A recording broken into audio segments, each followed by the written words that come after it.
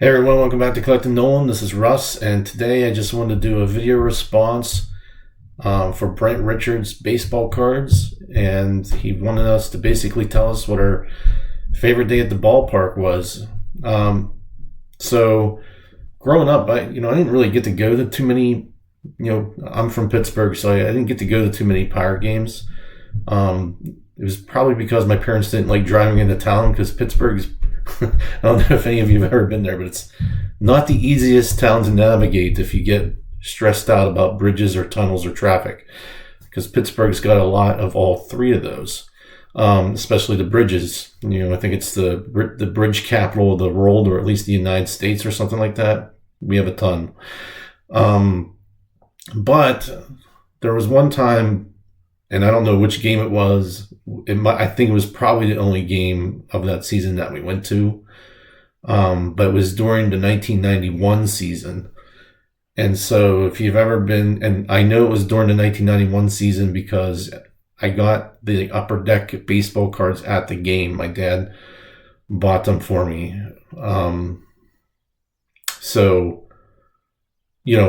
That, but I don't remember which game it was, so I don't have that kind of memory. But I just wanted to, show some of the cards that from that team. But I just remember, I just remember it being a special time because I remember getting the cards at the game and, seeing some of my favorite players there. So if you recall, the 1991 Pirates were the best team in baseball. I mean, today, who would have thought you would never say that? You would never say the Pirates are the best team in baseball, which is sad because at one time they were. So they went 98-64 during the regular season, but then they lost to the Braves, of course, to not go to the World Series. So, but that team was pretty stacked. So, I'm just going to show a few cards. None of them are worth any money. They're not expensive, but I found them in this, which is my booklet from Clearback. And I did take the cards out because I didn't want to rifle through this book filled with 1990 Donruss that have been there since 1990. And then also, of course, 90 Tops and Fleer. But this is all Pirates. So, I had my own book of Pittsburgh Pirates of my local heroes, and I still have it today. These cards haven't moved, and they're not worth anything, but I don't care. Those were the cards I grew up with, and I cherished them. And like as soon as I got them, get them home, I put them in my sleeves, just because that's what you did when you were collecting cards when you were a kid, and you traded and stuff. But anyway, getting back to the 1991 Pirates. So I'm just going to show some cards now that were associated with that because this is only my first story of two, so I don't want to take up too much time. But, the first card is Orlando Merced. So this guy, at least I thought at the time when I was a kid, I thought this guy was going to be the next great thing. Like, he was awesome. Like, it seemed like almost every time he was up at bat, he would hit a home run or get on base. Like, he was a very exciting player at that time. And I don't really know what happened to Orlando Merced, but he did, nothing much, I guess. But, he was great for at least that year when he played for the Pirates. Here's, just a checklist with Barry Bonds. But this came like in a cellophane pack, kind of like a team pack at the ball game, and I remember ripping it open and getting all the cards out and looking at them. And then Jeff King at third base. This guy also had pretty good power. He was pretty reliable, I thought, when I was a kid, of course. And you could always, this team I thought was loaded. These guys were pretty good. And then Sid Bream, man, like, when he was on the Pirates, you had to love Sid Bream, root for him. But then he broke our hearts, man. He broke them in Pittsburgh when he crossed that plate for the game-winning run. Bonds couldn't throw him out at home. Even though Mike Spanky LaValliere still to this day says he was out, but he wasn't. So Sid Bream, and then another heartbreaker, Stan Belinda. sidearm guy. This guy, I loved how he pitched. He was like Kent Tekulve almost. If you know Kent Tekulve, another great Pittsburgh Pirate called the Rubber Band Man. But Stan Belinda, I think he was responsible for the hit that drove in the Sid Bream, I think. And then we also had Bobby Bonilla on our team. He was awesome, and he's still getting paid by the Mets. Like, this guy was great. And then Jay Bell, awesome shortstop, incredible. You know, not the greatest hitter, but he's, you know, wasn't bad.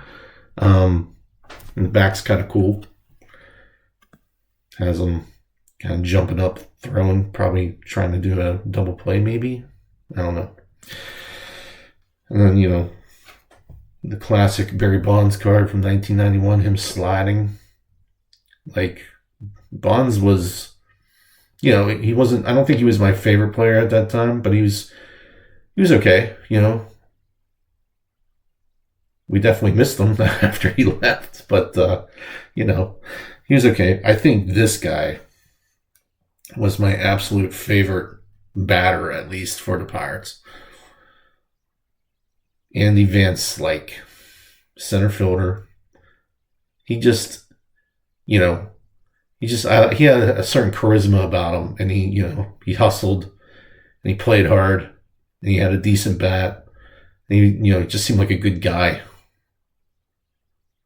And on the back is a cool picture too. It has him sliding into a base with all that dirt kicking up. That's kind of like an iconic picture, like how when you're a kid picturing yourself sliding, you imagine it looking like that with all the dirt kicking up. So that's a cool back. And then as far as pitchers, this guy was my favorite. Doug Drabeck. It seemed like every time he stepped on the mound, that was your best chance of winning. Even though technically I don't think he was the best pitcher on the team that year. I think John Smiley was. John Smiley ended up winning 20 games, I think. But Doug Drabeck, not quite Nolan Ryan, but, you know, he was a good pitcher. I think he won a Cy Young. So then here was John Smiley.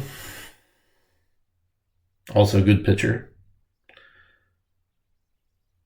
at that time. And then also Bob Walk, who, yeah, he's a pretty good pitcher. But, he also became an announcer later on in life for the Pirates. So, that's how I mostly remember him. But there's that. And then finally for the catcher,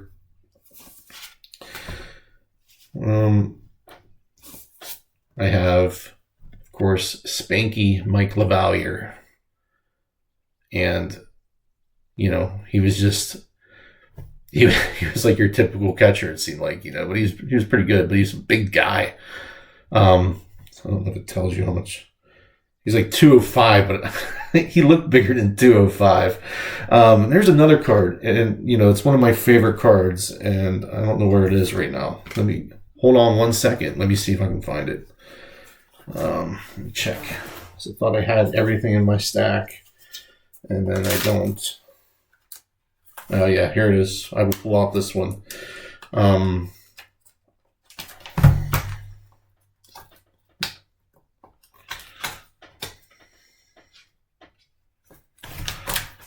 boy, if I can. Okay. So there's this card of Jose Lean, which, yeah, Jose Lean was okay for second base. He was a good second baseman, but this has one of the best pictures on the back of a card ever. So it has Jose Lean jumping over Mike LaValliere, and that is awesome. Kind of like Ozzie Smith-esque, But there's that. So, so that was like one of the games that I remember, So here's some memorabilia from that time. This is a young Russ with his photo grays on, getting ready to strike out. And it was probably because of his photo grays that I couldn't really see the ball too well. But, this kid, enjoyed going to those pirate games. But there was also one game, I don't remember it at all, but I don't even think the game was that important to me. But the fact of the matter is that before we went to the game, we went to Oakland, which, if you guys know anything about Pittsburgh, and Oakland is like a suburb of Pittsburgh. It's like right next to it. But Oakland used to be the home of Forbes Field, and which Forbes Field is no longer there. It's on the property of the University of Pittsburgh. But they did keep part of Forbes Field in place. So there's me in the center field wall at Forbes Field, and the center field wall does say 457 feet, and it was brick. And I think that flagpole was there during the opening of the field, because they didn't think anyone was going to hit it that far. So Forbes Field was enormous, and this is me saving a home run, of course. But this is cool. And with Forbes Field, they also have the home plate still preserved, but that's in a building that the University of Pittsburgh owns. But you can walk in there and see it. It's still like encased in plexiglass. It's really cool. But that's my share from like when I was a kid. That was like the best day, like any of those days back then. Like me and my friends and my brother, we'd get up and we would play baseball nonstop from 9 a.m. until it was too dark to see the ball. And I just remember playing catch with my cousin. We would play catch for hours from the time we got up, if he was sleeping over, if I was sleeping over, until, we'd pause throughout the day or something like that. But we couldn't get enough of baseball back then, man. That's just what we did. And I cherish those days. Those were great days. So that's all I got for you, Brent. So that's my response to your video challenge. So thanks a lot for, including, thanks a lot for your channel. And I appreciate all you're doing, and your cards are freaking awesome. So keep up the good work, my man. But thanks. I'll see you at the next one. Bye.